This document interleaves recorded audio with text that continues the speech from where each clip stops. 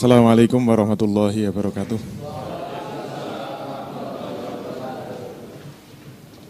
Alhamdulillahirabbil alamin. Wassalatu wassalamu ala asrofil anbiya'i wal mursalin Sayyidina wa maulana Muhammadin wa ala alihi wa sahbihi ajma'in, amma ba'd. Bapak-bapak, ibu-ibu dan saudara-saudara sekalian yang dirahmati Allah, alhamdulillah pada malam hari ini penampilan saya agak beda. Semoga yang duduk tidak silau karena saya pakai aki.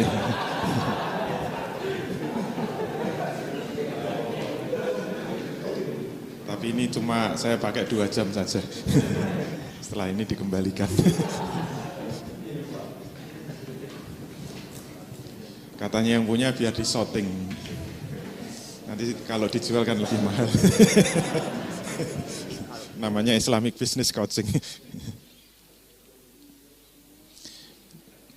Baik Bapak Ibu sekalian, kita masuk ke materi yang ke-15.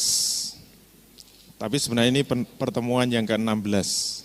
Karena minggu kemarin tuh 14,5.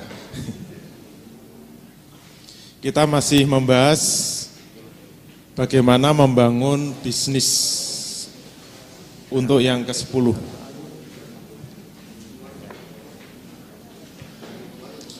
Dan malam hari ini insya Allah pembahasan yang sangat menentukan sukses tidaknya bisnis kita, termasuk sukses tidaknya hidup kita. Kenapa? Baik, malam hari ini kita membahas makna tawakal. Kemarin sudah saya beri pengantar, kalau kita bisnis dan tidak sukses, kalau kita bisnis dan kurang sukses, maka kita bisa mengatakan insya Allah tawakal kita kurang benar. Berarti kalau kita tawakalnya benar, mestinya bisnis kita sukses. Bagi yang masih kuliah, insya Allah kuliahnya sukses. Kalau kuliahnya tidak sukses berarti kurang bertawakal.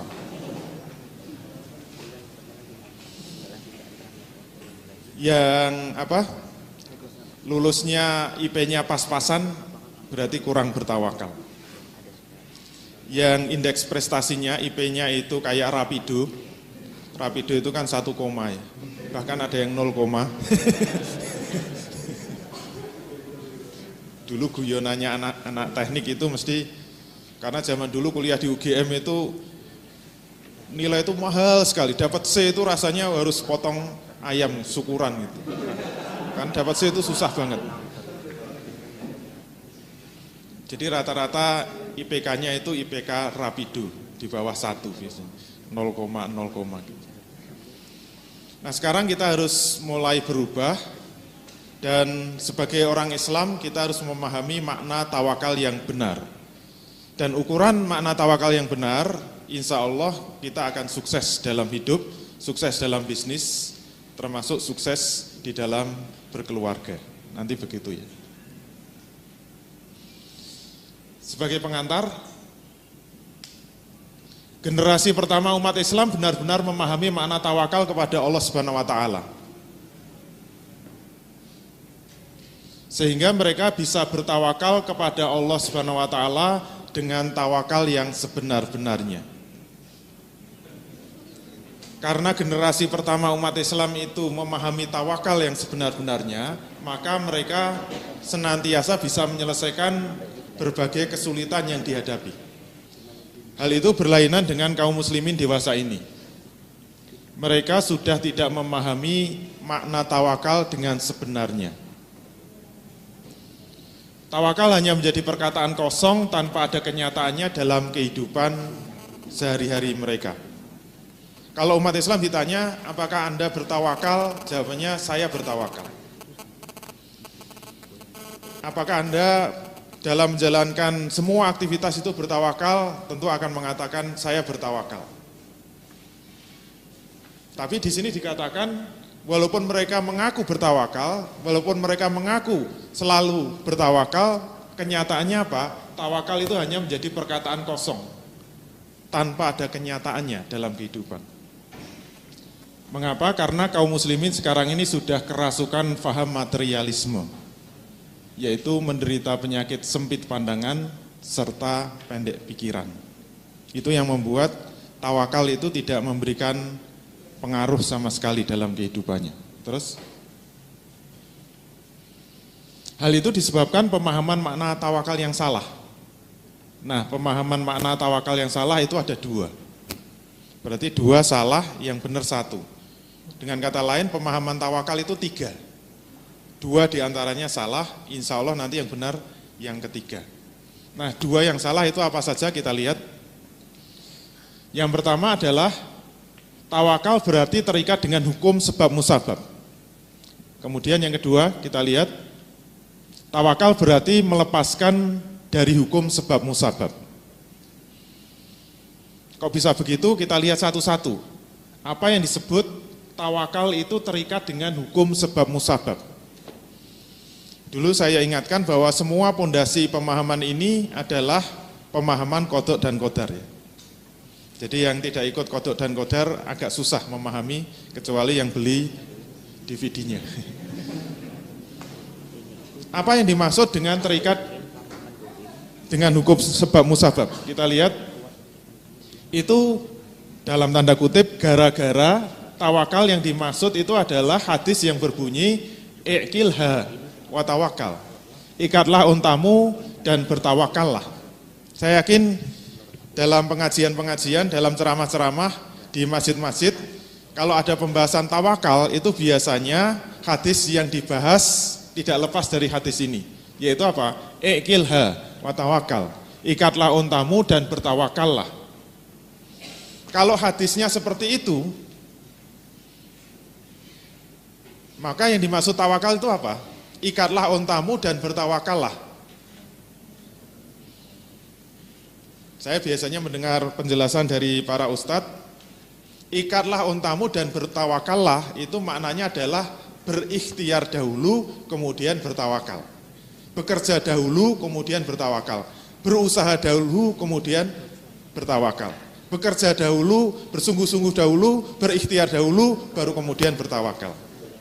Betul enggak? Itu pemahaman tawakal secara umum seperti itu.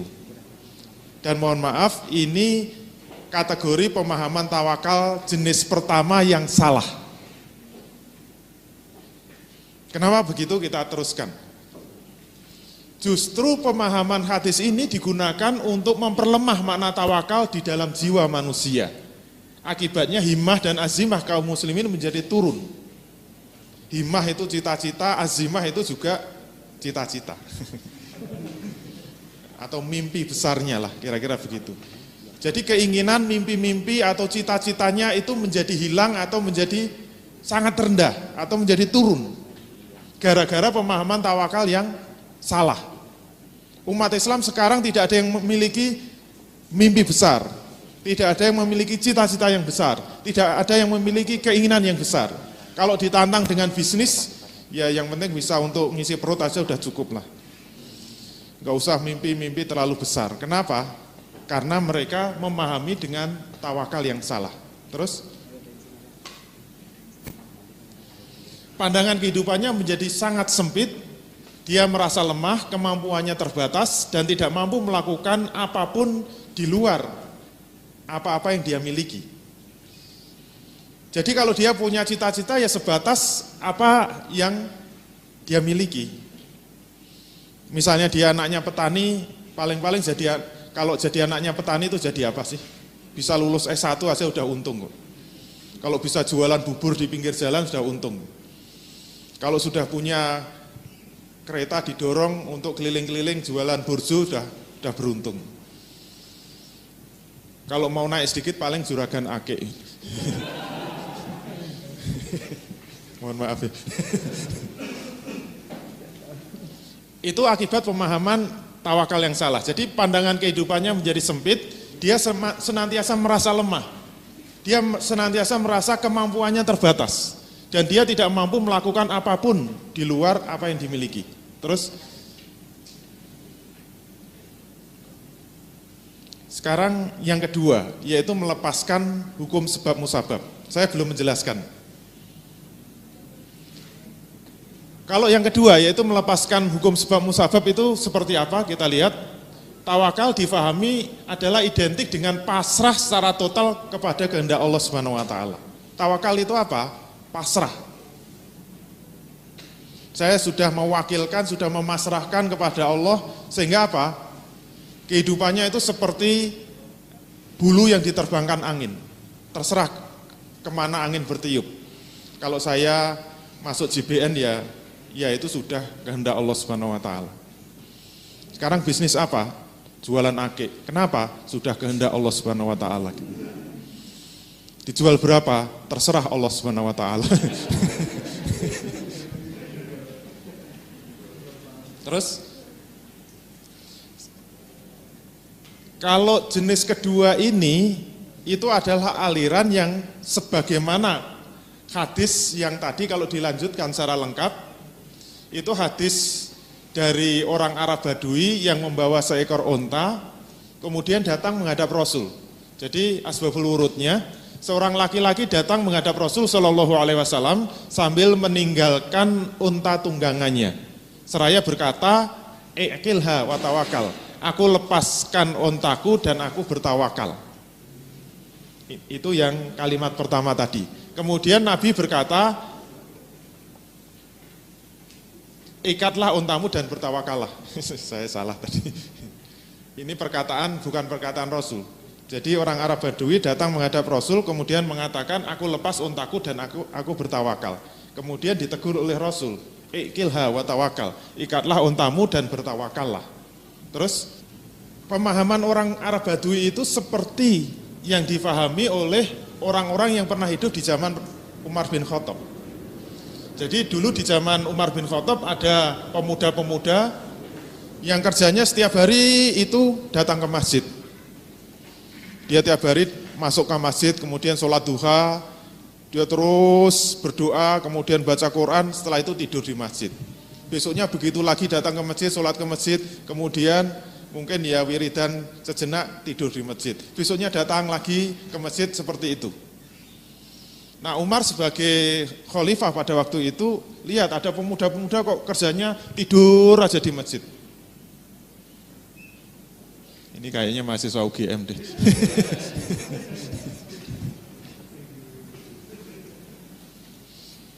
Terus kemudian Umar bertanya kepada mereka,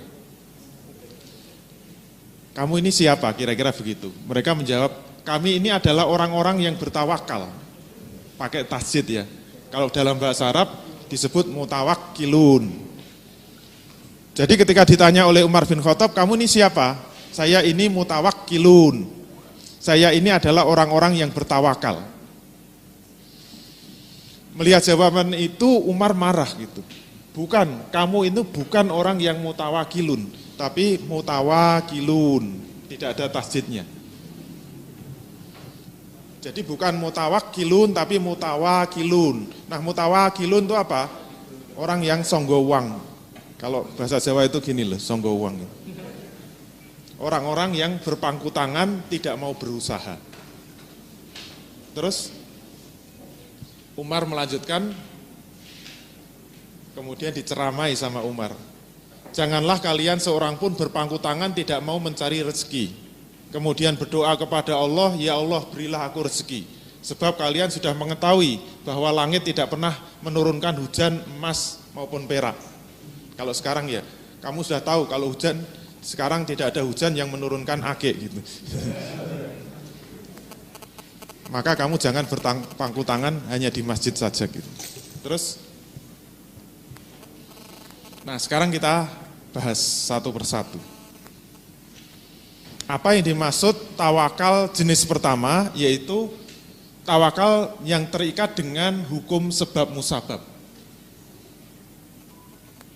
Kita kembalikan kepada rujukan hadis tadi, yaitu iqilha wa tawakal. Ikatlah ontamu dan bertawakallah. Itu diartikan sebagai apa? Kita lihat, berikhtiar dahulu, kemudian baru bertawakal. Oke? Berikhtiar dahulu, baru kemudian bertawakal. Berusaha dahulu, baru kemudian bertawakal. Bekerja dahulu, kemudian baru bertawakal. Kalau mahasiswa ya belajar sungguh-sungguh dulu, pokoknya kalau mau ujian itu kalau perlu begadang semalam untuk belajar mati-matian, besok itu ujian dikerjakan sebaik-baiknya, setelah itu bertawakal. Oke, pemahaman seperti itu. Dan kalau pemahamannya seperti itu sebenarnya tidak ada manfaatnya apa-apa. Itu sebenarnya sama saja orang itu tidak bertawakal. Kenapa? Kita lihat dua lingkaran lagi. Yang satu, ya. Jadi ada dua lingkaran dalam materi Qodok Qodar kemarin. Lingkaran pertama, walaupun lonjong ya. Lingkaran pertama adalah lingkaran yang menguasai manusia. Lingkaran yang kedua adalah lingkaran yang dikuasai manusia. Ingat, yang menguasai manusia itu semua kejadian yang menimpa manusia. Oke, masih ingat ya? Terus kita buka. Nah, dalam lingkaran yang menguasai manusia itu isinya apa? Isinya adalah keyakinan kepada kekuatan Allah Subhanahu wa taala. Jadi kalau manusia dibuat dua lingkaran itu seperti lingkaran pertama itu di dalam dada manusia. Itu lingkaran yang menguasai manusia. Kemudian lingkaran kedua itu di dalam pikiran manusia atau di dalam otak manusia, di dalam akal manusia. Itulah lingkaran yang dikuasai manusia. Yang manusia tahu persis logika-logikanya, sebab akibatnya, sebab musababnya itu adalah dalam lingkaran yang dikuasai manusia. Sedangkan, ini masih bermanfaat. Dalam lingkaran yang menguasai manusia,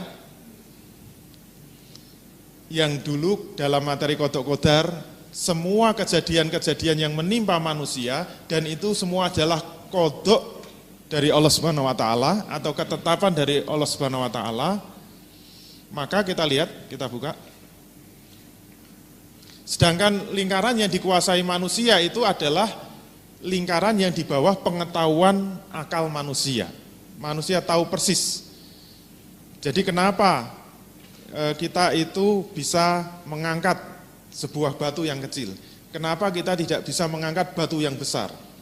Itu di bawah pengetahuan akal manusia. Terus, nah, sekarang kita lihat. Kalau kita memahami tawakal itu dengan berikhtiar dahulu baru bertawakal, berarti sebenarnya ada satu lingkaran yang kita silang. Lingkaran apa? Lingkaran yang ada di dalam dada manusia. Lingkaran yang ada di dalam keyakinan manusia. Itu sebenarnya kita silang. Konsekuensinya apa? Berarti manusia itu bekerja di dalam lingkaran yang dikuasai saja. Terus, nah, akibatnya apa? Manusia hanya terikat dengan hukum sebab musabab. Jadi, kalau pemahaman tawakal itu berikhtiar dahulu, kemudian baru bertawakal. Sekarang pertanyaan besarnya adalah, ketika manusia berikhtiar, ketika manusia berusaha, ketika manusia bekerja, itu ada tawakal apa enggak? Tidak ada kan? Kenapa? Tawakalnya muncul setelah bekerja. Dan ini sangat fatal. Kenapa? Justru ketika ikhtiar, justru ketika dia bekerja, justru dia ketika berusaha, itu malah tidak ada tawakal. Kalau ketika dia bekerja itu tidak ada tawakal, berarti lingkaran keyakinannya disilang. Padahal itu lingkaran keyakinan kepada Allah Subhanahu wa taala. Kalau lingkaran keyakinan kepada Allah itu disilang, maka ketika dia bekerja, otomatis hanya menggunakan lingkaran yang dikuasai saja. Padahal lingkaran yang dikuasai manusia itu letaknya pada akal manusia, pada pikiran manusia, dan pikiran manusia itu hanya bisa bekerja mengikuti hukum sebab musabab. Kenapa? Karena tidak ada tawakal, karena tidak ada keyakinan, karena tidak ada kepasrahan, ketundukan kepada kebesaran Allah Subhanahu wa taala. Berarti dia ketika bekerja kan hanya mengandalkan otaknya saja. Dan otak itu mengikuti hukum sebab musabab. Anda punya duit berapa? Punya modal berapa? 100.000. Gitu mau jadi konglomerat ya iya gitu. Paling beli akeh itu hanya dapat secuil saja gitu. Mau bisnis pakai 100.000, sudahlah pulang saja. Yang lain punya modal berapa? 1 juta, wah nggak ngefek. 2 juta nggak ngefek, udah pulang saja gitu. Kenapa? Mengikuti hukum sebab musabab. Ya kalau cuma modal 2 juta paling dapatnya berapa? Katanya tadi ini harganya 2 juta. Paling mentok nanti dilelang 2 juta 100.000. Sudah ngomong sampai ngalor ngidul dapat 100.000. Kenapa? Modalnya cuma 2 juta. Coba kalau 2 miliar, kan beda gitu. 2 miliar dapat berapa akik kayak gini berapa gitu. Kalau digelar gitu kan rebutan kan.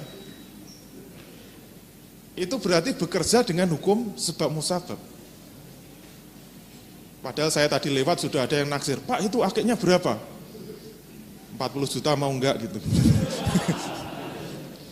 Kok ya yakin? Kenapa? Ada tawakal kepada Allah Subhanahu wa taala.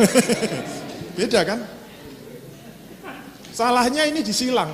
Kalau disilang hanya bekerja mengikuti lingkaran yang dikuasai manusia saja. Sudah pasti mentok-mentoknya bicara bisnis itu enggak lepas dari besar kecilnya modal. Kalau modalnya cepat, modalnya kecil, jangan berharap bisa sukses bisnis, bisa menjadi pebisnis yang besar. Kenapa? Hanya berpikir di lingkaran yang dikuasai manusia. Dan kalau umat Islam memahami tawakal seperti itu, yaitu apa? Ikhtiar dahulu baru bertawakal. Kerja dahulu baru bertawakal. Sampai kiamat umat Islam gak akan maju. Kita buka. Konsekuensinya apa? Konsekuensinya terus manusia ini tidak akan terdorong untuk mencapai cita-cita yang tinggi.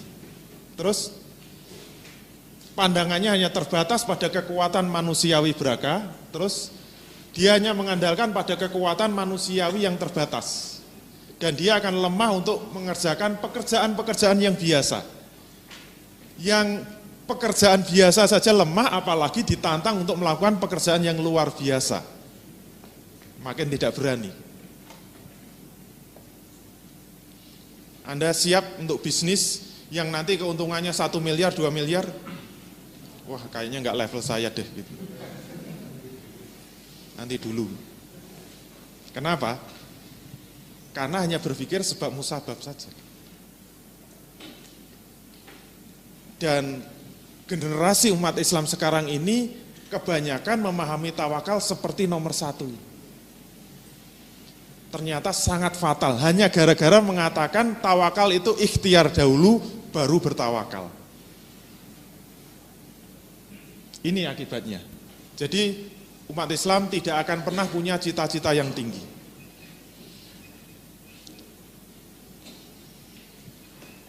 Saya pernah nantang mahasiswa saya, anaknya orang miskin. Saya tanya, kamu senangnya jadi apa? Kan kalau di Hamfara itu pilihannya ada 4. Jadi akademisi, atau jadi businessman, entrepreneur, atau jadi birokrat, atau jadi ulama. Dia bilang saya senangnya jadi akademisi. Berarti kamu harus lanjut sekolah. Jangan cukup S1, kamu harus S2. Jangan cuma S2, kamu harus S3. Jangan cuma S3, S4. Kalau ada gitu. Apa jawabannya? Saya cuma anaknya petani. Untuk lulus S1 ini sudah jungkir balik orang tua saya gitu. Sudahlah, nggak usah mimpi tinggi-tinggi gitu. Kenapa? Karena dia berpikir dalam lingkaran yang dikuasai saja. Kalau mikirnya seperti itu, dia tidak akan pernah punya cita-cita yang tinggi. Tidak akan pernah punya himmah yang tinggi, azimah yang tinggi. Kalau dia ditantang dikasih pekerjaan-pekerjaan yang biasa, dia sudah ngelokro. Apalagi ditantang untuk melakukan pekerjaan yang luar biasa. Sudah tidak ada semangat lagi. Terus, sekarang yang kedua, dan ini adalah kebalikannya, yaitu apa? Melepaskan hukum sebab musabab. Dibuka. ini yang memahami seperti orang Arab Badui atau pemuda-pemuda di zaman Umar bin Khattab tadi, yaitu saya lepas untaku dan saya bertawakal. Berarti apa? Dia bertawakal tetapi tidak mau berikhtiar. Kalau kita ketemu mahasiswa misalnya atau yang hadir di sini, ada yang bawa motor, ada. Dikunci enggak? Enggak. Kenapa? Saya bertawakal. Kalau hilang gimana? Bukan rezeki saya. Hilang tenan kapok.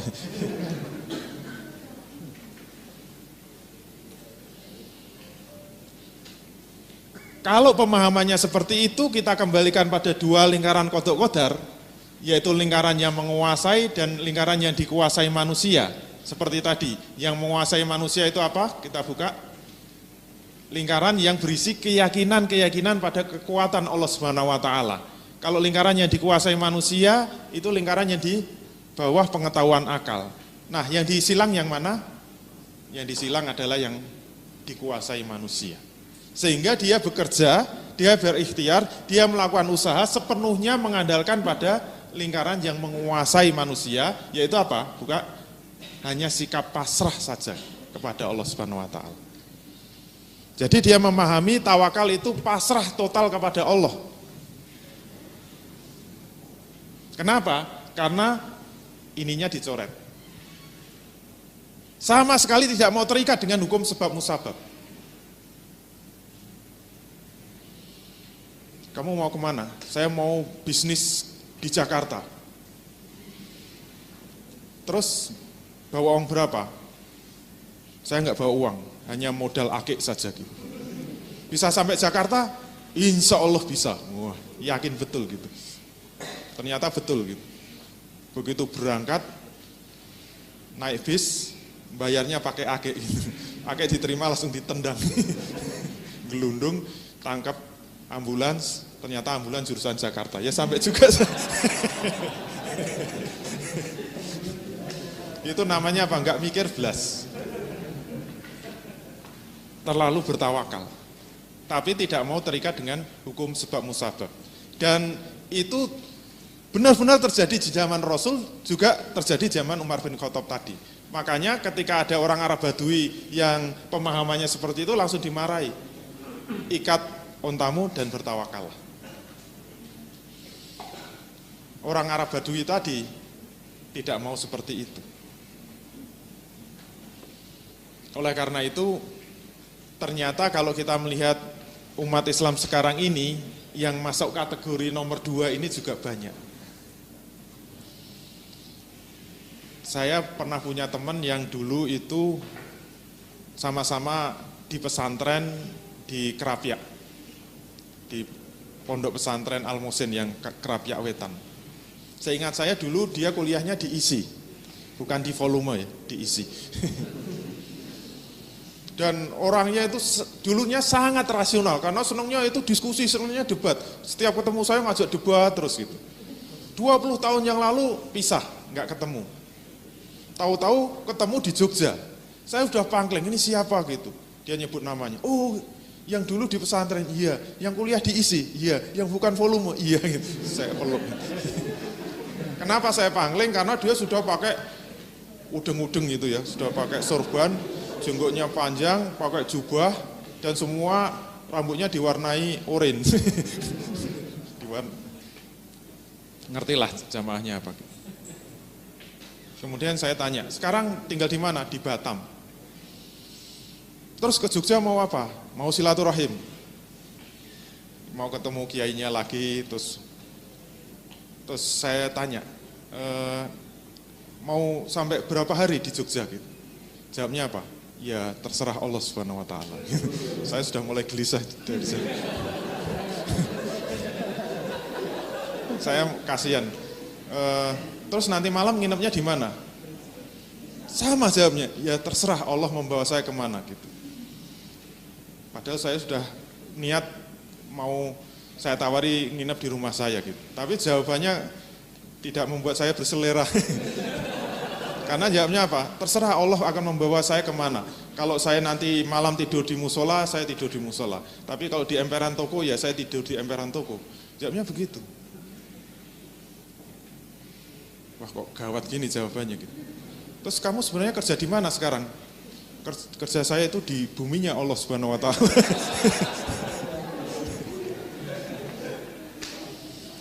Kok jadi kayak gini teman saya?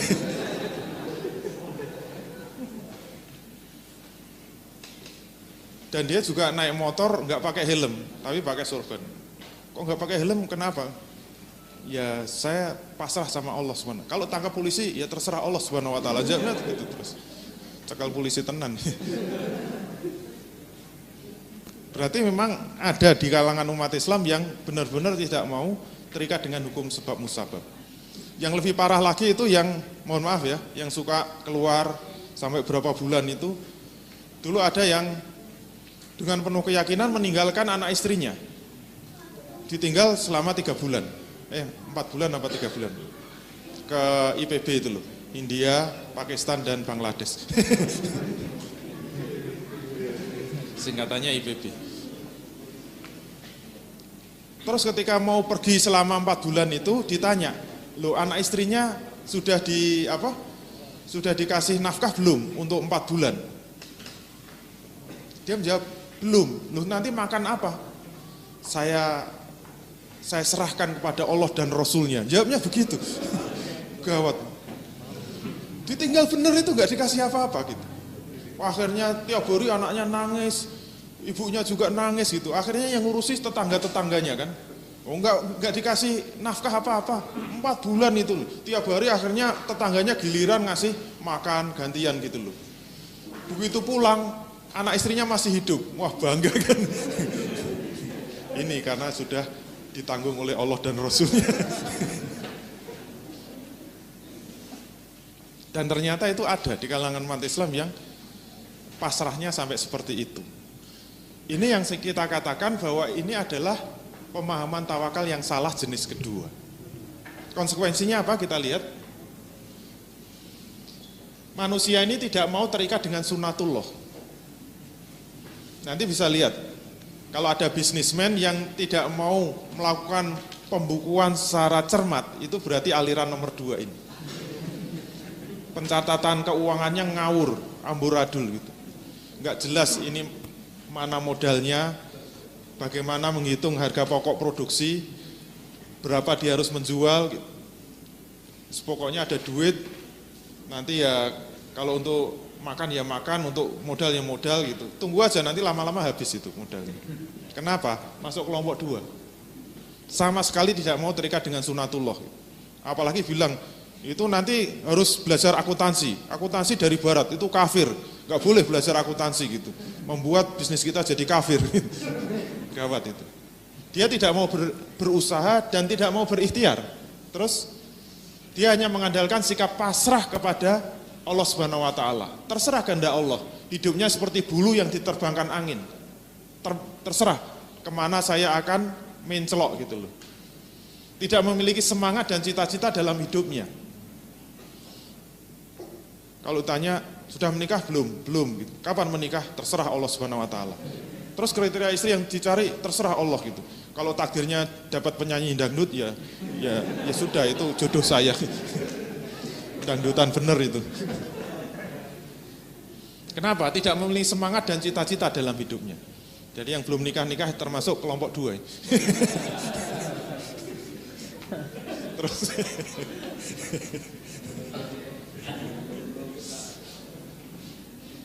tapi nggak punya modal langsung ngelamar anaknya orang kelompok 1.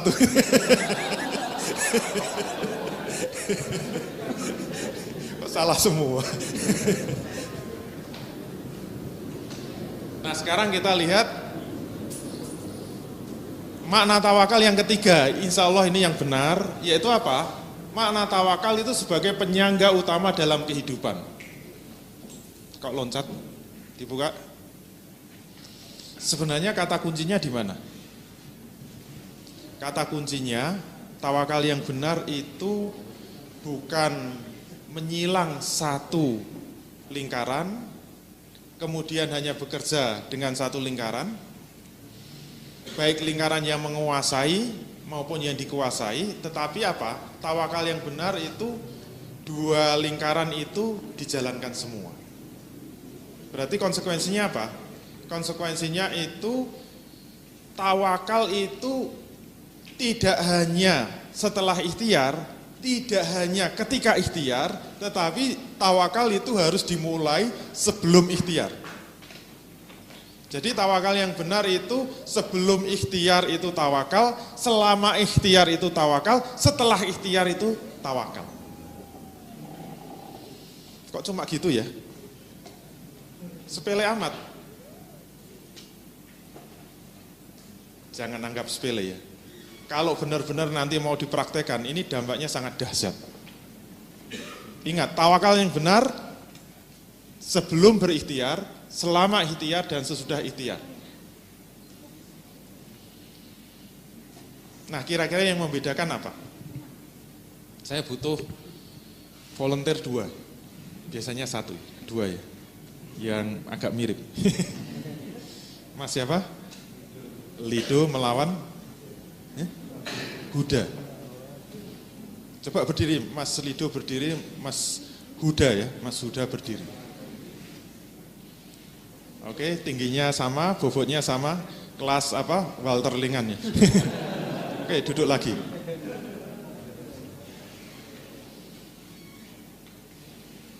Ini sebagai contoh ya, nggak apa-apa ya. Sudah tahu Mas Lido yang sebelah sini, Mas Huda yang sebelah sana. Gedenya sama, bobotnya sama, kemampuan berkelahinya sama. Oke, sekarang kita adakan pertandingan tinju antara Mas Lido melawan Mas Huda. Pertanyaannya, kira-kira menang siapa? Padahal sabuknya sama ya, sabuk putih. Jadi umurnya sama, gedenya sama, tingginya sama, bobotnya sama, kemampuan berkelahinya sama, wajahnya juga masih saudara. Jangan berantem ya. Kecuali kita adu. Pertanyaannya menang mana? Antara Mas Lido dengan Mas Huda. Ketika dua-duanya sudah siap tempur, siap berantem, sudah sama-sama berdiri, sudah ancang-ancang, pertanyaannya menang mana? Mas Lido sama Mas Huda.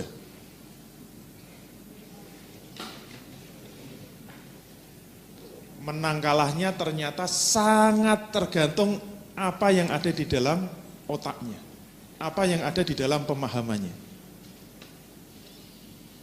Ketika Mas Lido datang, sudah siap berantem dengan Mas Huda, ternyata Mas Huda kaget, loh lawan saya Mas Lido. Kenapa? Mas Huda itu ternyata anak petani kere, misalnya. Dia cuma buruh tani, bapaknya itu kerjanya apa? Ngerjakan sawah-sawah milik orang lain. Yang kebetulan sawah yang dikerjakan bapaknya itu kebanyakan sawah milik Pak Lurah. Dan Pak Lurahnya punya anak namanya Lido gitu loh. Coba bayangkan gitu. Begitu mau berantem Mas Huda lihat, loh musuh saya Mas Lido. Dia anaknya Pak Lurah. Padahal gedenya sama ya. Belum berantem Mas Huda udah lari terbirit-birit. Sangat ketakutan. Kenapa? Kenapa Mas Huda sangat takut? Kenapa? Karena lawannya Mas Lido itu anaknya Pak Lurah. Padahal bapaknya juga enggak ada, bapaknya juga enggak tahu apa-apa. Bapaknya nggak hadir di tempat pertandingan. Kenapa Mas Huda lari? Dan Mas Lido makin gagah perkasa. Musuh saya cuma anaknya orang kere itu. Saya lirik aja udah pingsan paling. Malah petendang-petendeng. Sekarang pertanyaannya, apa yang membedakan?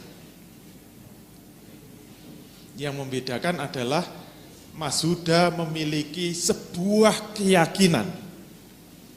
Ada sesuatu yang diyakini di dalam diri Mas Lido, sehingga dia sangat optimis bahwa dia akan memenangkan pertandingan. Sedangkan Mas Huda, dia sudah merasa underdog, dia sudah merasa minder, dia sudah merasa tidak percaya diri. Kenapa? Karena Mas Huda merasa tidak punya backing sama sekali. Sedangkan Mas Lido, kenapa begitu yakin? Kenapa dia begitu gagah? Kenapa dia begitu berani?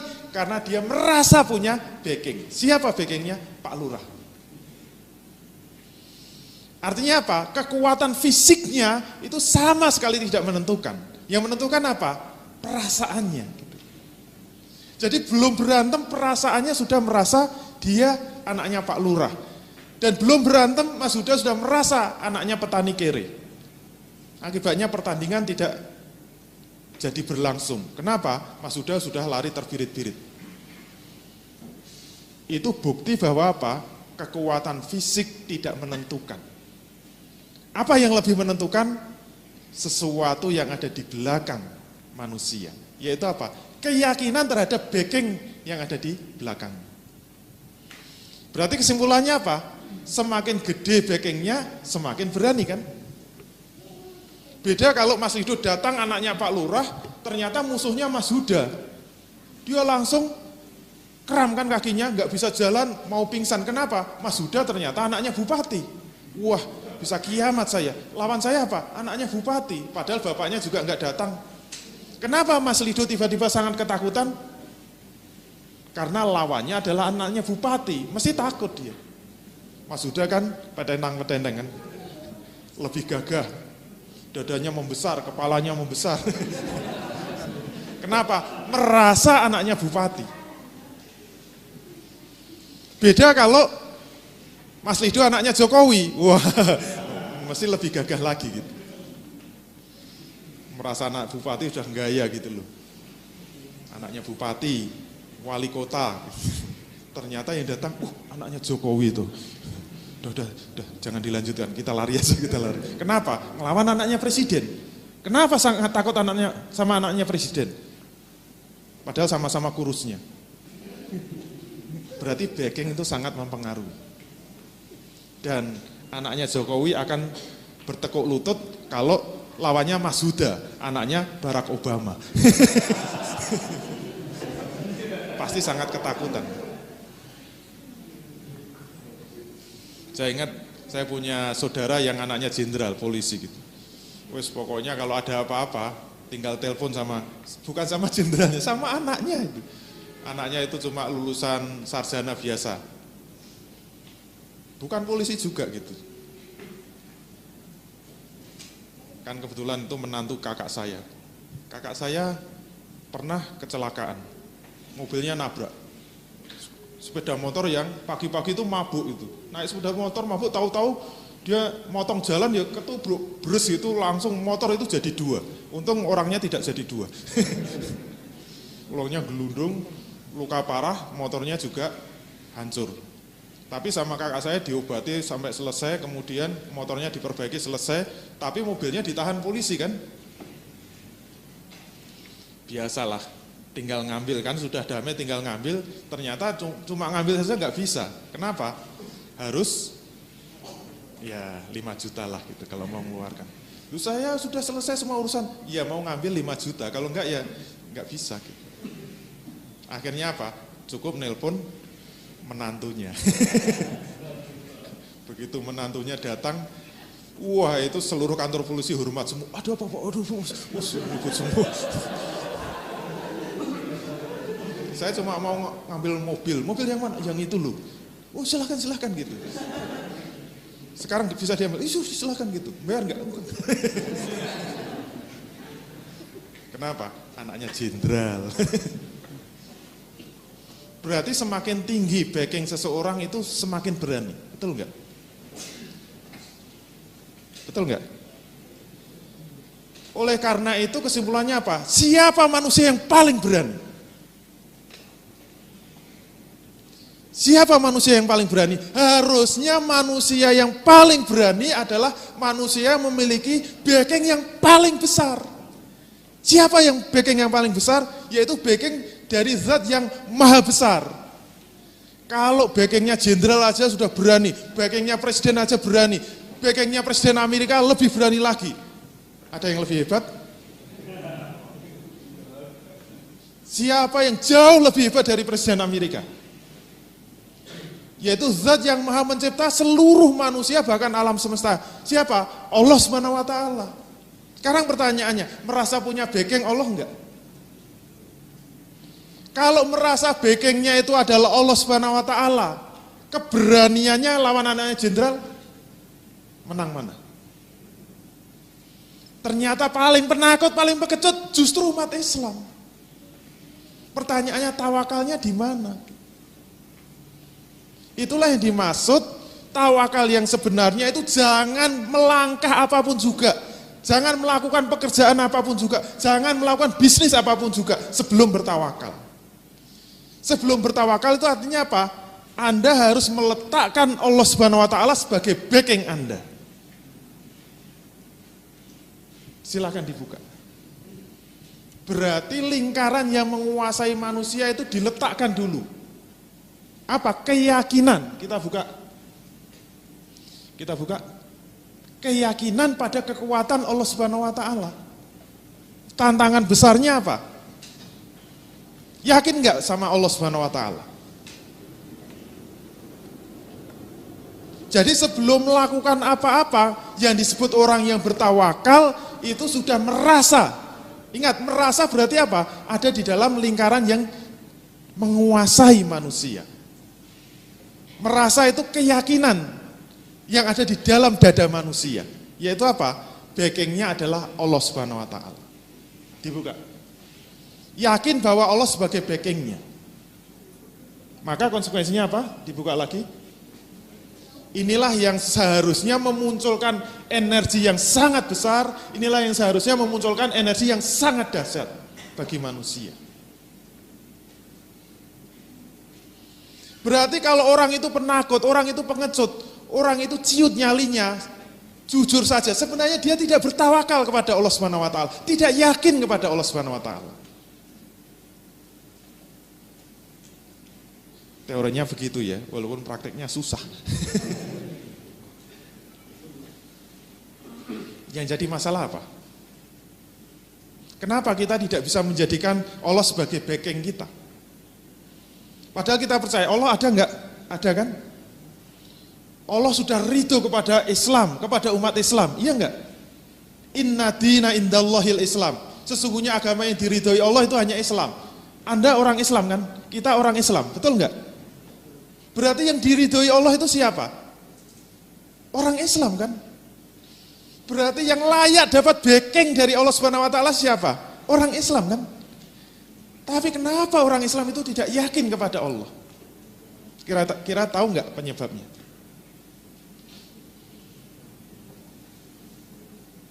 Kalau mau ditimbang-timbang jujur aja, misalnya kita anaknya jenderal. Lebih yakin mana dengan antara kita itu backing Allah dengan backing jenderal? Lebih yakin mana? Jujur aja. Ya lebih yakin jenderal kan? Sekarang pertanyaannya kenapa seperti itu? Kenapa? Jawabnya apa? Karena jenderal kelihatan, sedangkan Allah tidak kelihatan. Iya enggak? Untuk cari backing, misalnya saya anak jenderal kan tinggal ngomong sama bapak gitu. Pak, saya mau ngurus mobil. Bapak setuju enggak? Ya sana. Wah, kan kelihatan. Kalau jenderalnya udah bilang, ya sana gitu kan mantap gitu. Apa-apa tinggal telepon saja. Pernah ponakan saya itu, yang anaknya kakak saya itu kan, dia kemana-mana naik mobil. Nah pernah, dia itu ada pekerjaan kemudian naik motor. Dia kan nggak punya SIM C. Naik motor udah lewat gang-gang supaya nggak ketangkap polisi. Delalah ditangkap polisi sama polisi kampung gitu. Tanya SIM-nya, nggak punya gitu. Kan dia standar kan. Udah Pak tilang saja gitu. Nggak bayar. Nggak tilang sajalah Pak gitu. Bayar, kalau nggak mau nggak saya lepas. Akhirnya ya sudah karena polisinya masa dibayar. 50.000 aja kasih gitu. Karena menantunya jenderal, dicatat itu namanya, pangkatnya. Selesai bayar, polisinya pergi, telepon bapaknya. Pak, ada polisi gini. Langsung telepon Polda. Poldanya nggak tahu, mungkin langsung dimutasi. Taruh. Mimpi apa itu? Kenapa ponakan saya berani lawan polisi? Karena bapaknya kelihatan, bisa ditelepon. Coba kalau backingnya Allah Subhanahu wa Ta'ala, tangkap polisi, nomornya Allah berapa?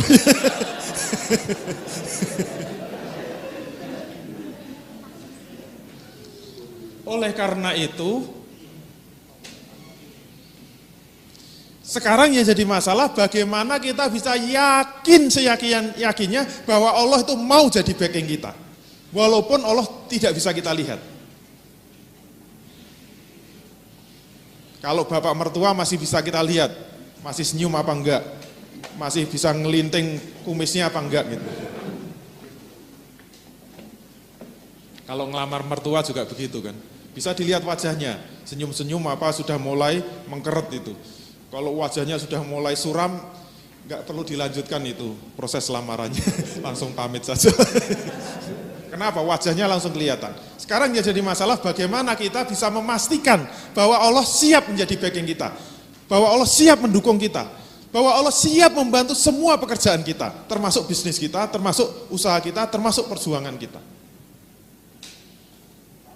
Inilah tugas apa? Kita buka. Jadi kalau kita itu benar-benar lingkaran yang menguasai manusia itu dipenuhi dengan keyakinan-keyakinan, seharusnya keyakinan ini nanti menjadi penyangga bagi lingkaran yang dikuasai manusia, yaitu ada di dalam akal manusia. Begitu keyakinan besar karena merasa backingnya besar, maka disinilah akal itu harus mulai berani bergerak menembus lingkaran-lingkaran yang mungkin di luar batas-batas hukum sebab musabab. Sudah berani mimpi besar, sudah berani punya cita-cita yang besar. Kenapa? Dibuka lagi. Karena akalnya sudah dikunci dengan penyangganya. Yaitu apa?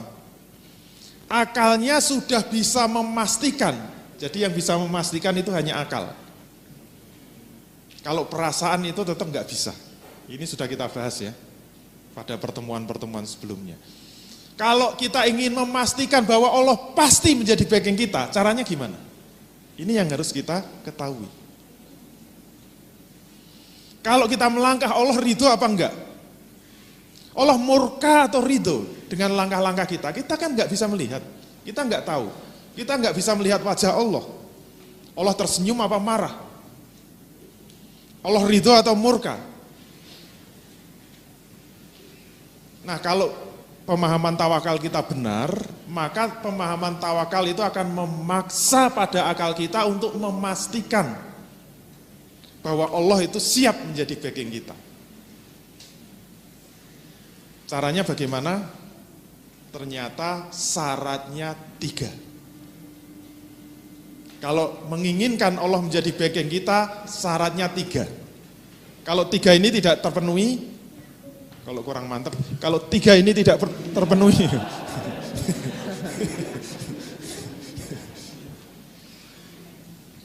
Allah tidak mau jadi backing kita. Allah tidak mau jadi backing. Mau enggak? Kita buka.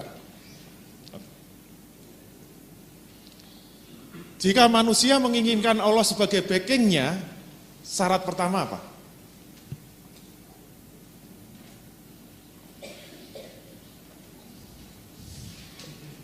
Ternyata syarat pertama agak berat juga. Kalau kita ingin senantiasa dalam gerak hidup kita, dalam perjuangan kita, dalam bisnis kita, dalam semua usaha kita, Allah selalu mendampingi kita, Allah selalu menjadi backing kita, syaratnya apa? Syarat pertama, visi dan misi hidup kita harus sesuai dengan visi dan misi yang diinginkan oleh Allah kepada kita. Kalau visi hidup kita, kalau misi hidup kita enggak sesuai dengan yang diinginkan oleh Allah, jangan harap Allah mau membantu kita.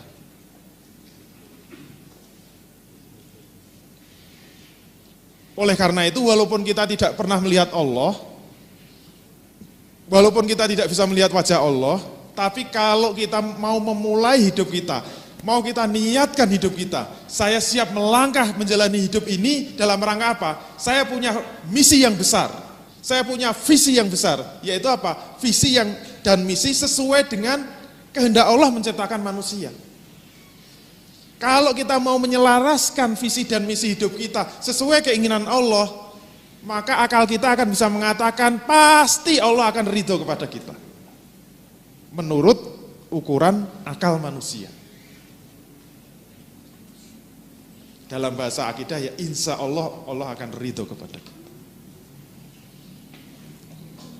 Yang bisa mengunci ini siapa? Akal manusia. Maka kita tidak perlu ragu-ragu lagi.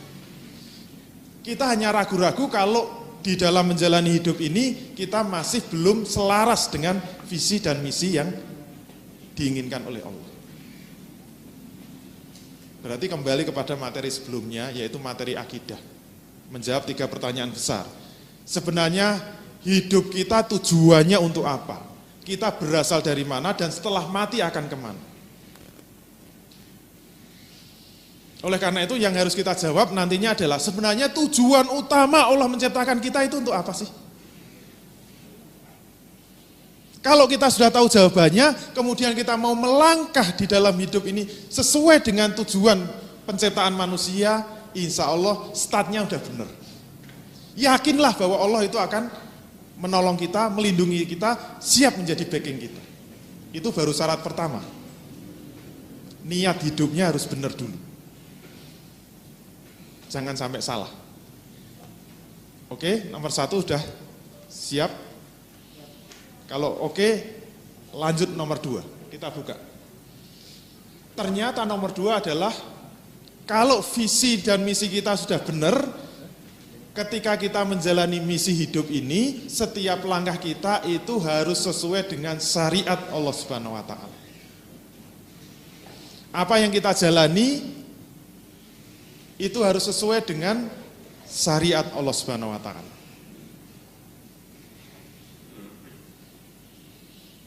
Kita bisnis.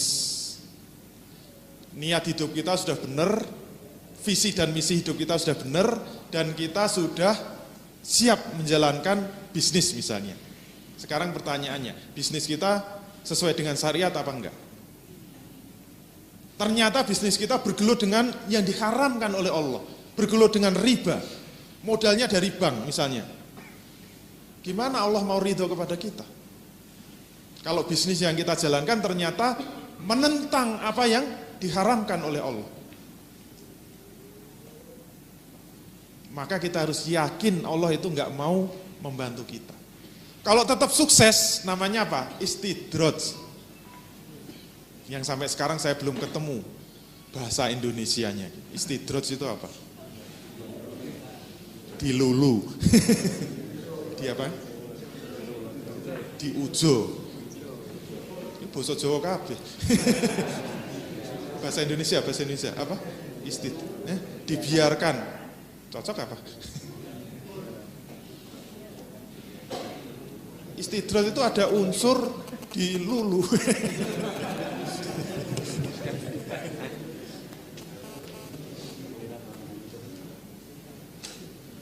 Kalau Anda punya anak, dia nakal, dilarang-larang tetap nekat terus gitu loh. Misalnya pengen main game, ngerayu-ngerayu udah nggak boleh, jangan main game, jangan main. Tapi tetap nekat, akhirnya apa bapaknya? Udahlah, silakan main game sak capekmu. Nek perlu tak fasilitasi. Belikan apa? Mungkin komputer yang hebat, mungkin prosesor yang paling hebat, udah itu namanya istidraj itu. Sekalian dijelomprong gitu. Itu istidraj. Hati-hati. Jadi kita harus yakin, kalau langkah kita itu sesuai dengan syariat Allah, maka kita harus yakin bahwa Allah ridho kepada kita. Insya Allah Allah akan membantu kita. Itu harus yakin seyakin-yakinnya. Siapa yang mengunci itu? Akal manusia atau yang ada di dalam lingkaran yang dikuasai manusia. Harus yakin itu. Dan kalau kita melanggar, bisnis kita tidak sesuai dengan syariat Allah, kita yakin bahwa Allah tidak ridho kepada kita. Jangan harap Allah akan membantu kita. Allah sudah enggak suka. Apa yang diharamkan Allah itu adalah Allah tidak suka, Allah tidak ridho. Dan apa yang dibolehkan, dihalalkan, apalagi diwajibkan, Allah pasti ridho. Kita harus yakin. Siapa yang mengunci? Akal kita. Itu syarat 2. Dan itu ternyata belum cukup. Ternyata harus ditambah dengan yang ketiga, yaitu apa? Dalam melangkahkan kakinya, ternyata manusia harus senantiasa memperhitungkan sunatullah. Kalau tidak mau terikat sunatullah, berarti aliran yang kedua tadi. Aliran Arab Badui. Jadi walaupun kita itu sudah semangat dalam hidup kita itu sesuai dengan misi hidup yang dikehendaki oleh Allah, kemudian kita bisnis sesuai dengan syariat Allah Subhanahu wa taala, misalnya dagang, jualan akik, dibuka di rumahnya ada di pojok di gang, nyelempit, pintunya ditutup, gelap sekali gitu. Kemudian berdoa kepada Allah, ya Allah semoga laris, yang tuku sopo gitu.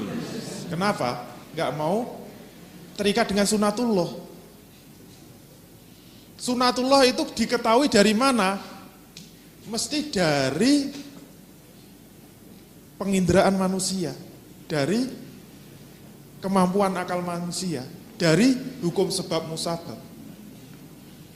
Biasanya kalau dagang laris itu di tempat yang rame, upayakan agar menjual dagangan di tempat yang rame. Itu namanya mengikatkan diri pada sunatullah. Biasanya kalau motor nggak dikunci itu dicolong maling, ya ikatkan pada sunatullah. Kalau cuma kunci 1 masih bisa, ya kalau bisa 12 itu rantainya. Saya kemarin dikirimi WhatsApp itu sepeda ontel aja dirantai dihitung sampai 12. Yang mau nyuri ya siapa? Inilah yang disebut tawakal yang benar. Jangan ngaku-ngaku tawakal kalau 3 syarat ini tidak terpenuhi.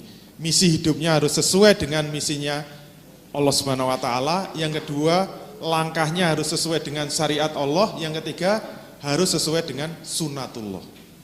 Itu baru disebut tawakal yang sebenarnya. Oke? Kita lihat dalil-dalilnya. Konsekuensinya dulu. Kalau tawakalnya benar, manusia ini akan senantiasa memiliki himmah dan azimah yang tinggi dan mulia. Terus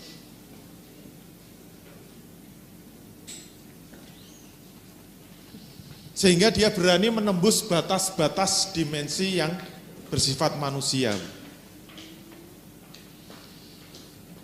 Dia berani memiliki mimpi-mimpi yang tinggi, berani memiliki cita-cita yang besar. Dia senantiasa bersemangat, pemberani, jujur dan tidak mudah putus asa. Kayak pramuka. Hidupnya akan senantiasa terikat dengan syariat Allah Subhanahu wa taala. Hidupnya akan senantiasa terikat dengan sunatullah. Itu tawakal yang benar. Terus dalil-dalilnya. Innamal mu'minuna allazina idza dzukirallahu wajilat qulubuhum wa idza tuliyat 'alaihim ayatuhu zadatuhum imana wa 'ala rabbihim yatawakkalun. Sesungguhnya orang-orang yang beriman ialah mereka yang apabila disebut nama Allah gemetarlah hati mereka. Dan apabila dibacakan ayat-ayatnya bertambahlah iman-iman mereka. Dan hanya kepada Tuhanlah mereka itu bertawakal. Terus dalilnya lagi, Allahu la ilaha illa huwa wa 'alallahi falyatawakkalul mu'minun.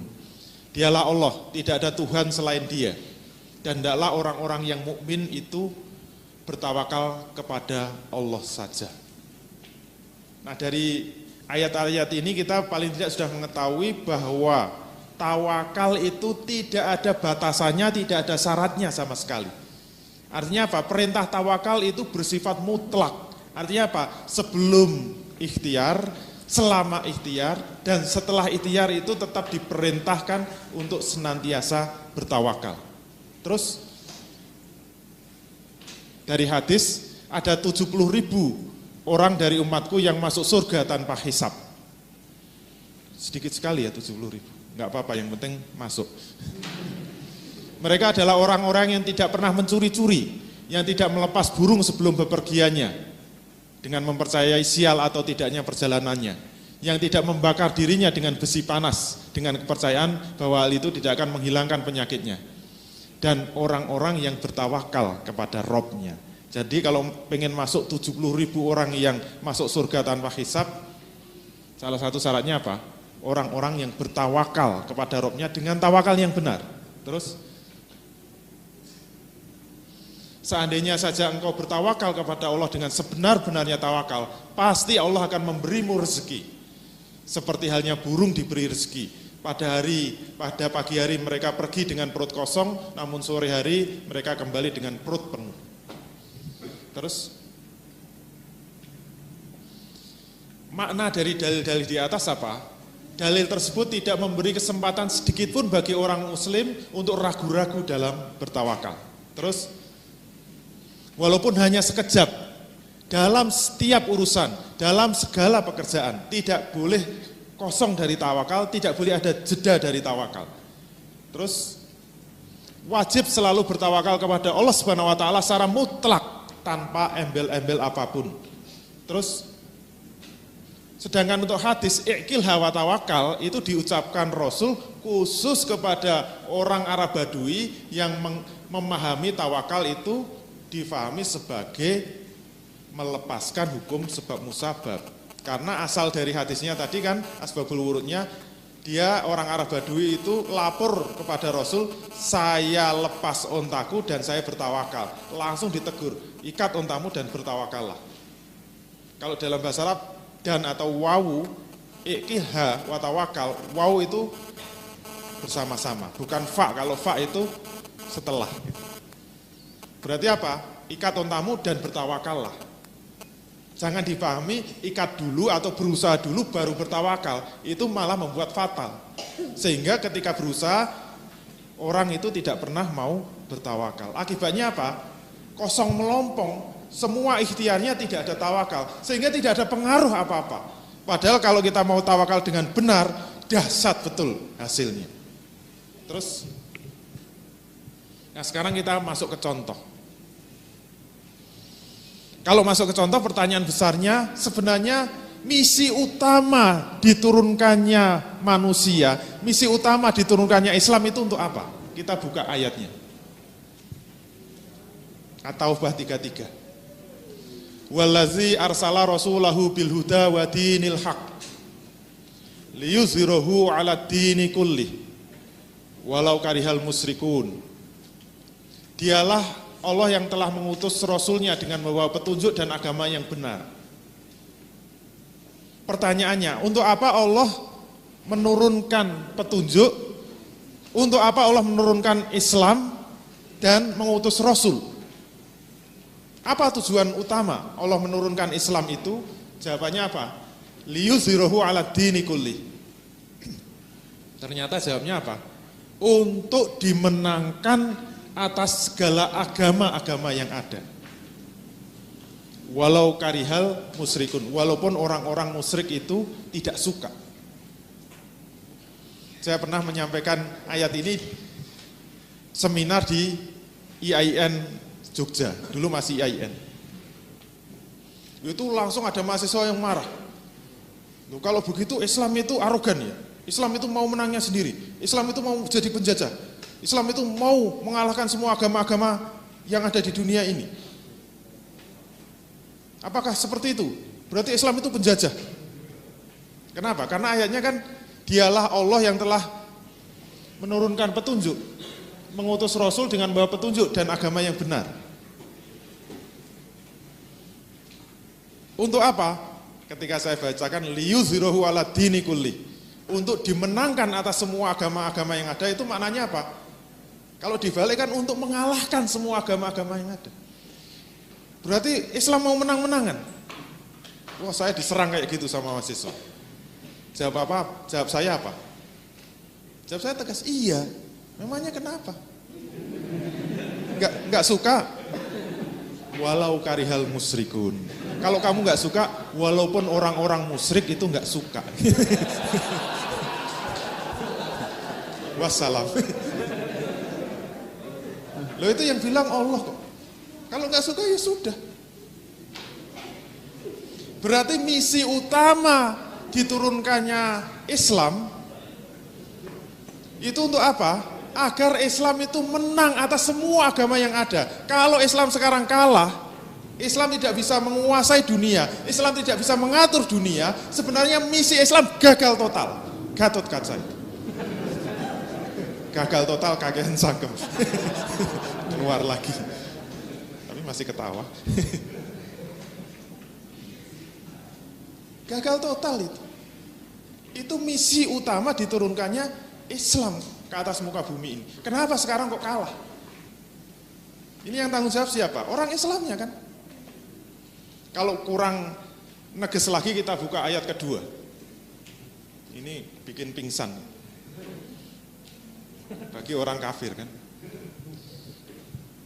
Perintah Allah apa? Wa qatiluhum hatta la takuna fitnatun wa yakuna dinu lillah. Enggak main-main ya perintahnya. Perangilah mereka semua sehingga sudah tidak ada lagi fitnah. Fitnah maknanya apa? Kekufuran. Sehingga agama itu hanya menjadi milik Allah semata. Berarti misi utama diturunkannya Islam itu apa? Memang untuk menguasai dunia. Pengennya Allah itu supaya jangan sampai ada orang yang mati di dunia ini dalam keadaan kafir. Allah nggak suka, Allah nggak ridho. Allah itu pengennya semua manusia masuk surga. Siapa yang bisa menyelamatkan mereka dari neraka selama-lamanya? Kalau nggak umat Islam siapa? Kalau umat Islam itu diam, umat Islam itu hanya ngurusi dirinya, hanya mikirkan urusan dirinya sendiri. Misi utama diturunkannya Islam gagal total itu. Dan kita menjadi orang yang egois. Orang yang tidak punya peri kemanusiaan dan peri keadilan. Kenapa? Nggak mau menyelamatkan orang kafir. Sehingga banyak orang yang harus mati dalam keadaan kafir. Nggak main-main, mereka terancam masuk neraka selama-lamanya. Siapa yang menyelamatkan mereka? Kalau tidak umat Islam. Itu misi utama diturunkannya Islam. Kalau kita ingin Allah jadi backing kita, syarat pertama ini harus dipenuhi. Siap enggak kita itu menjadi pejuang-pejuang Islam untuk menjadikan Islam itu menjadi penguasa dunia? Siap enggak? Kalau enggak siap cukup sekian. Syarat pertama aja enggak terpenuhi. Terus, jadi Allah Subhanahu wa taala menghendaki agar agama Islam itu dapat dimenangkan atas semua agama yang ada di dunia, dan ini harus menjadi misi hidup setiap orang Islam. Terus inilah dasar tawakal. Jadi jangan ngaku-ngaku tawakal, jangan ngaku-ngaku backing kita Allah Subhanahu wa taala kalau misi hidup kita belum sesuai dengan misi hidup yang diinginkan oleh Allah Subhanahu wa taala. Kita bisa lihat, semua sahabat itu adalah manusia-manusia pejuang. Semua sahabat itu pejuang Islam. Dan boleh dihitung, sahabat yang kuburannya ada di Madinah itu berapa? Kenapa? Semuanya itu tersebar ke seluruh penjuru dunia. Karena dia membawa misi. Misi pembebasan, misi futuhat, misi bagaimana menyelamatkan umat manusia dari kekafiran. Itu sangat dipahami oleh para sahabat. Jadi nomor satu dalam hidupnya di mata sahabat itu apa? Berjuang menegakkan Islam. Berjuang bagaimana Islam itu menguasai dunia. Bisnis nomor 12. Terus, nah kalau sudah tawakal, wah keren kan? Tawakal men.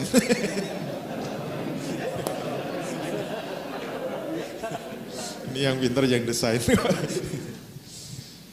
Nah kalau syarat pertama sudah terpenuhi, berarti kita sudah siap tawakal. Artinya apa? Kita yakin sepenuhnya bahwa Allah akan menjadi backing kita. Syaratnya apa? Niatkan saja. Ya Allah, saya siap menginfakkan seluruh hidup saya untuk kepentingan perjuangan Islam. Lillahi ta'ala, tidak karena apa-apa, pokoknya karena Allah Subhanahu wa ta'ala. Itu sudah siap kita menempatkan Allah sebagai backing kita. Enggak percaya, buka dadanya. Ada tulisan tawakal di kaosnya. Terus, walaupun faktanya sangat berat, bahkan walaupun mungkin kayaknya tidak mungkin ya, boro-boro kita menguasai dunia, kayaknya Indonesia aja nggak beres-beres itu. Boro-boro Indonesia, apalagi Amerika gitu. Gimana menaklukkan Amerika? Amerika itu mau menyelesaikan Indonesia itu cukup ngirim satu kapal induk selesai kok. Kenapa? Satu kapal induk bisa membawa 150 pesawat tempur. Jet yang sangat canggih. Kita punya F-16 berapa?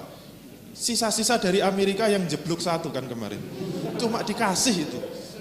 Dikasih sisanya ya, rongsokannya itu.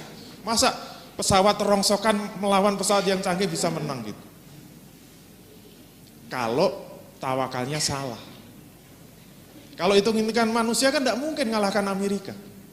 Tapi kalau tawakalnya benar, jangankan Amerika, mau 1000 Amerika lawan satu malaikat sudah kalah. Ditiup aja udah tsunami itu. Oleh karena itu tawakal itu menjadi penting. Kenapa? Walaupun sangat berat, hampir tidak mungkin, manusia yang bertawakal tetap optimis, bersemangat, pantang menyerah. Kenapa? Backingnya adalah Allah Subhanahu wa ta'ala. Terus, nah kalau sudah ngaku-ngaku backing kita adalah Allah Subhanahu wa ta'ala, buahnya apa? Mau terikat dengan syariat Allah Subhanahu wa ta'ala dalam rangka mewujudkan visi dan misi hidupnya tadi. Terus, nah bagaimana caranya agar kita tetap senantiasa terikat dengan hukum syariat, enggak kepleset? Dalam melaksanakan perjuangan itu kita harus mengikuti tuntunan dari Rasulullah Shallallahu Alaihi Wasallam. Yaitu apa? Ternyata Rasul untuk mewujudkan cita-citanya menjadi penguasa dunia itu ada tahapan-tahapannya. Ingat, Islam dulu pernah menguasai 2/3 dunia. Dan itu dimulai dari langkah-langkah yang diletakkan oleh Rasul Shallallahu Alaihi Wasallam. Oleh karena itu kalau kita ngaku ingin menaklukkan dunia, kalau kita ngaku ingin menjadi penguasa dunia, caranya bagaimana? Mengikuti syariat Allah yang sudah dituntunkan oleh Rasulnya. Ketika beliau memberikan contoh tahapan-tahapan dakwah sampai menguasai dunia. Terus, nah ternyata tahapannya itu sebenarnya ada 3. Ada marhalah taskif wa takwin, marhalah pembinaan dan pengkaderan. Nanti ada marhalah kedua yaitu tafa'ul ma'al ummah, berinteraksi di tengah-tengah masyarakat, diterjunkan di tengah masyarakat. Nanti ada marhalah tatbik ahkamul Islam, penerapan hukum Islam ketika sudah memiliki kekuasaan. Tahap 3 termasuk mengemban dakwah ke seluruh dunia. Itu yang telah dicontohkan oleh Rasul. Kalau kita mau meniru itu, misalnya kita ambil bagaimana yang disebut kita memulai marhalah taskif wa takwin, pembinaan dan pengkaderan, maka yang menjadi pertanyaan, bagaimana menghasilkan kader yang benar-benar handal, bisa mengemban dakwah Islam secara benar, memiliki pemahaman Islam yang benar, memiliki sakofah Islam yang benar, maka kita harus terikat dengan sunatullah. Terus, bagaimana terikat dengan sunatullah? Maka kita harus bisa memiliki metode pembentukan seorang pengemban dakwah yang handal. Terus, kita juga harus memiliki metode pembangkitan, penyadaran, pembentukan pemahaman yang baik dan benar.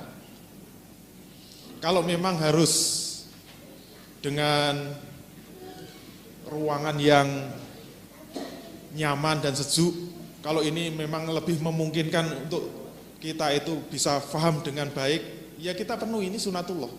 Daripada mengikuti kajian semua pegang kipas semua, sumuan gitu ya. Kalau gini-gini nggak mempan akhirnya gantian. Kalau memang harus pakai LCD ya pakai LCD. Kalau memang harus pakai remote ya remote yang bagus lah.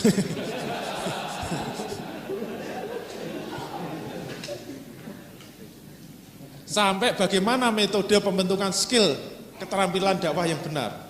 Maka lahirlah buku Ilmu Retorika untuk Mengguncang Dunia. Itu sunatullah saja. Jangan diambil hatilah. Kalau punya duit ya dikeluarkan. Tetapi ingat, sunatullah itu kemungkinannya dua. Mungkin gagal, mungkin berhasil. Kenapa? Ini bukan hukum syariat. Tapi kalau metode dakwah yang dituntunkan oleh Rasul, maka kalimatnya insya Allah berhasil. Tetapi kalau sunatullah mungkin gagal, mungkin berhasil. Bedanya orang tawakal dengan enggak apa? Kalau orang bertawakal, kalau gagal itu tidak mudah putus asa, kalau berhasil selalu bersyukur dan tidak sombong. Bedanya itu. Kalau orang bertawakal begitu gagal dia sudah putus asa. Bisnis gagal putus asa. Tapi kalau dia bertawakal, gagal ini satu langkah menuju kesuksesan. Terus begitu, kapan suksesnya? Ya, enggak apa-apa, yang penting tetap bertawakal. Terus firman Allah, allazina qala lahumun nasu innan nasa qad jami'u lakum fakhshawhum fazadahum imana wa qalu hasbunallah wa ni'mal wakil. Yaitu orang-orang yang mentaati Allah dan Rasul, dan kepada mereka ada orang-orang yang mengatakan sesungguhnya manusia telah mengumpulkan pasukan untuk menyerang kamu. Karena itu takutlah kepada mereka. Tapi ketika ditakut-takuti, maka perkataan itu hanya menambah keimanan mereka dan mereka cukup menjawab hasbunallah wa ni'mal wakil. Cukuplah Allah menjadi penolong kami dan Allah adalah sebaik-baiknya pelindung. Itu ucapan orang yang bertawakal. Hasbunallah wa ni'mal wakil. Sebagai penutup, kita buka. Nah, ternyata visi dan misi hidup kita harus kita balik. Kalau kita sekalian adalah pebisnis, kita pengusaha, jangan sampai kebalik di dalam menjalankan visi hidup. Biasanya, normalnya orang jadi pengusaha itu apa? Saya ingin jadi pengusaha sukses. Kalau saya sukses nanti saya akan membantu agama. Ya enggak? Saya akan membantu Islam. Dengan kesuksesan saya ingin ikut memperjuangkan Islam. Itu kebalik itu. Kalau visi dan misinya benar, bagaimana? Kalau pengen sukses, caranya gimana? Ikuti firman Allah ini. Ya ayyuhallazina amanu in tansurullaha yansurkum wa yutsabbit aqdamakum. Wahai orang-orang yang beriman, jika kamu mau menolong agama Allah, pasti Allah akan menolong kamu dan akan meneguhkan kedudukan kamu. Itu visi, misi pebisnis yang benar. Pengen bisnisnya sukses, jangan kebalik. Yang pertama yang harus kita lakukan apa? Tolong dulu agama Allah, perjuangkan dulu agama Allah. Jadilah pejuang-pejuang Islam. Jadilah penolong-penolong agama Allah. Maka urusan bisnis serahkan pada Allah. Tugas Allah apa? Siap untuk membantu meneguhkan kedudukan kamu. Allah nanti yang akan ngurusi, Allah yang akan menolong. Terus? Oh, sekian. Terima kasih. Assalamualaikum warahmatullahi wabarakatuh.